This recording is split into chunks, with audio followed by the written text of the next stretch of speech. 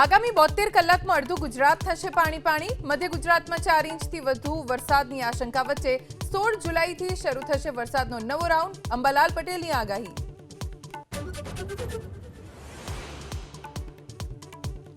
મોરબીના જેતપરમાં ચાલતા ખેડૂતોના આમરણાંત ઉપવાસનો આજે રાત્રે 9 વાગે આવશે અંત. ખેડૂતોના પારણા સાથે જ આંદોલન પાર્ટ 3ની શરૂઆત. મંગળવારથી ઉપવાસ છાવણી બનશે સત્યાગ્રહ છાવણી.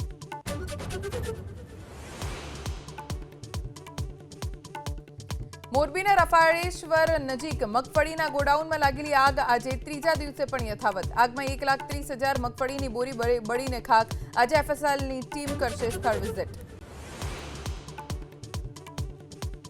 લીંબડીના ઉટડી ગામે ધોધમાર વરસાદ અને ભરાયેલા પાણી વચ્ચે ડામર રોડ બનાવવાનું પ્રશાસનનું અદ્ભુત પરાક્રમ.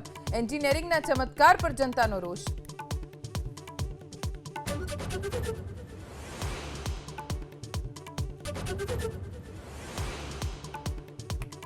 24 કલાકમાં 190 આરોપીઓની અમદાવાદ પોલીસે કરી ધરપકડ. 83 ફરાર આરોપીઓ ઝડપાયા.